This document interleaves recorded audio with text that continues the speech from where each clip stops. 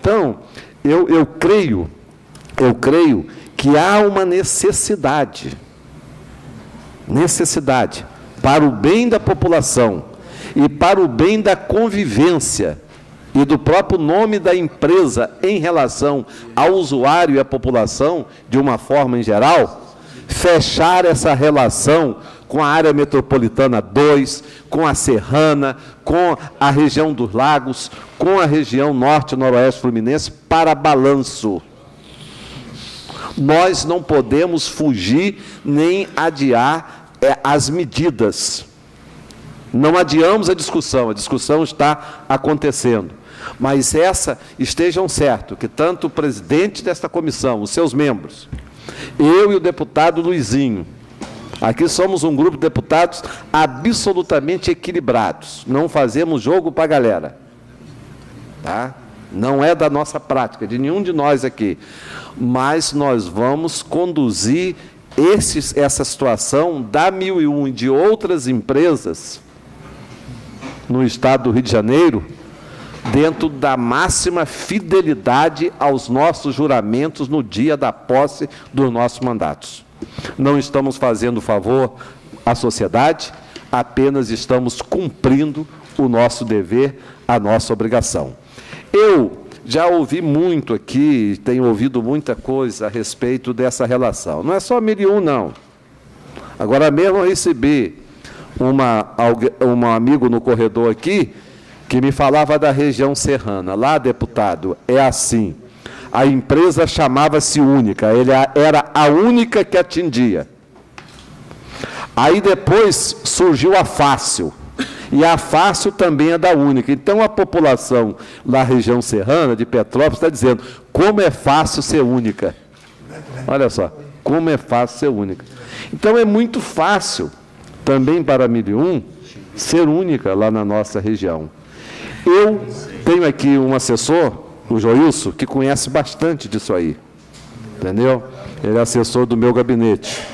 Eu sou o meu chefe de gabinete, enquanto vice-presidente da Casa, sou o segundo vice-presidente da Assembleia Legislativa.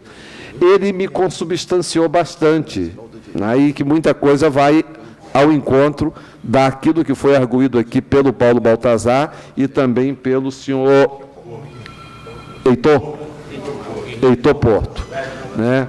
E é isso aí. Então, agora estou me recordando, desculpa, Heitor. Então, vai ao encontro daquilo que eles colocaram, não é isso? E, na nossa relação, no estado do Rio que eu percebo, as reclamações recorrentes, elas estão basicamente aí, na questão da manutenção da frota, na questão do tratamento aos profissionais, que o próprio presidente já arguiu aqui, os treinamentos, o tratamento humanitário aos profissionais que trabalham na empresa, até para não correr riscos de acidentes, né, e com prejuízo de vidas humanas, como já ocorreram. A questão da conservação da frota, da regularidade nos itinerários. Não é uma pessoa, não. São várias pessoas que postam nos blogs, que falam com a gente, que vai para as redes sociais e dizem, poxa, peguei o ônibus de Niterói, quando eu pensei que ele ia direto para Campos, daí a pouco ele entrou para Rio das Ostras, entrou para Macaé. Então, são várias postagens nesse sentido. Depois, a situação grave em que a população reclama, e reclama com razão, pelo que a gente vê aqui, do coeficiente de remuneração, e muitas vezes dentro da própria 1001, eu vim aqui para dizer o seguinte, dá a impressão que a 1001 faz cortesia com outras linhas, isto é, a 1001 atende em outras linhas, fazendo uma penitência com o joelho da população da região metropolitana 2, da região dos Lagos, da região norte e da região noroeste fluminense. Então, por exemplo, o coeficiente de remuneração que nós achamos aqui, por exemplo, numa linha da própria 1001, de Florianópolis a São Paulo, chega ao coeficiente de remuneração 0,14 centavos por quilômetro. Enquanto que, por exemplo, podemos registrar aqui, numa linha Rio de Janeiro, Itapiruna, via BR-101, 0,32 centavos. Quer dizer, uma disparidade, senhor presidente, muito grande. Podemos citar um outro exemplo, São José dos Calçados, e essa linha tem 696 quilômetros, de Florianópolis a São Paulo. De São José dos Calçados, no Espírito Santo, ao Rio, são 505 quilômetros. 505 quilômetros.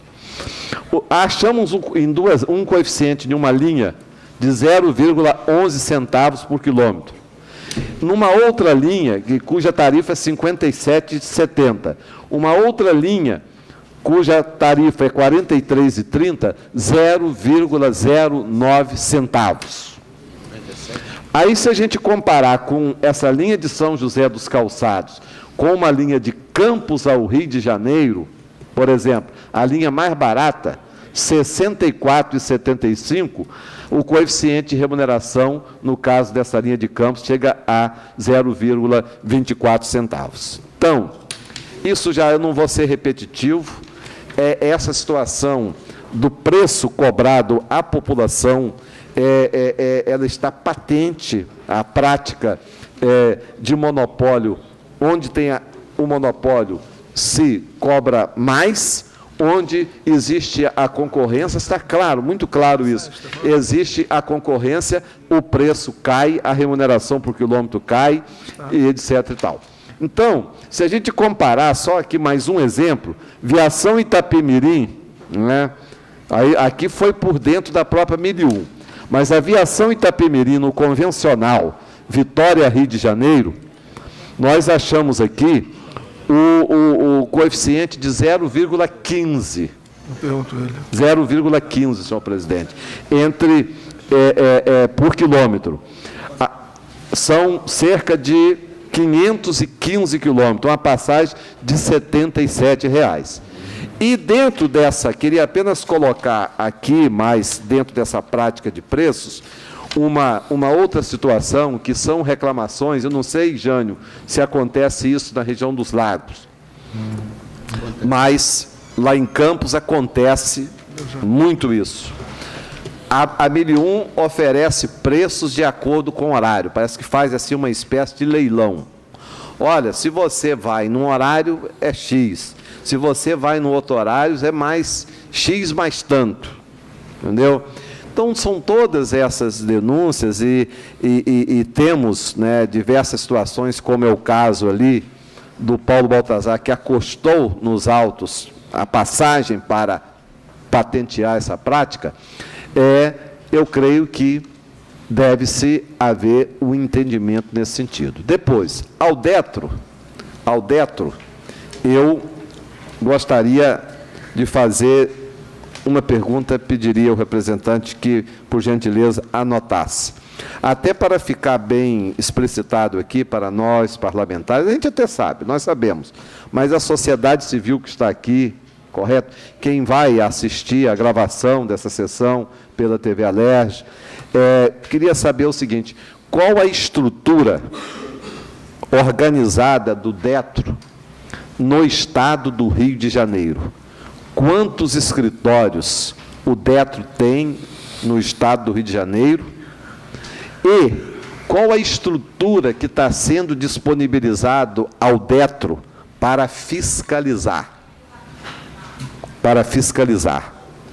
E qual a dinâmica, a rotina dos escritórios do Detro no que tange ao exercício da fiscalização, não só da 1001, não, de outras empresas também. E a gente, quando faz aqui, olha, eu sempre prego o seguinte: quando a gente prega mudança de rota para melhor da convivência em sociedade, a gente não prega nunca para vamos mudar a rota, mudar a direção do barco para afogar alguém. Tá? Não. Nós temos que mudar a direção do barco para, de uma forma solidária, salvarmos a todos. Então, quando a gente aqui pergunta ao Detro, é até para quê? Para nós, parlamentares, auxiliarmos. chegar e fazermos indicações legislativas, termos, assim, proposituras aqui, senhor presidente, já estou concluindo, no sentido de propor, através das nossas indicações, uma melhor estrutura para o DETRO, como nós reclamamos aqui para a agricultura. Esse pessoal da Emater são verdadeiros heróis anônimos. É o pessoal que está dentro da porteira, lá com o produtor rural. E nós aqui, rotineiramente, nós, os deputados, estamos pedindo, temos que valorizar essa gente. Temos que dar estrutura, que muitas vezes o cara anda lá com a gasolina do carro dele próprio. Então, quando a gente pergunta aqui, é para cobrar, sim. O deputado, ele não precisa pedir licença para cobrar e para fiscalizar a 1001, fiscalizar o Estado. Não. É tarefa, é dever do deputado. Ele não está fazendo vantagem, nem está sendo bonzinho.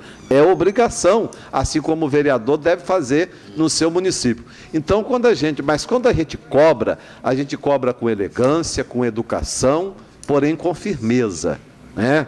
Então, aqui nós não fazemos papagaiada, pode estar certo disso.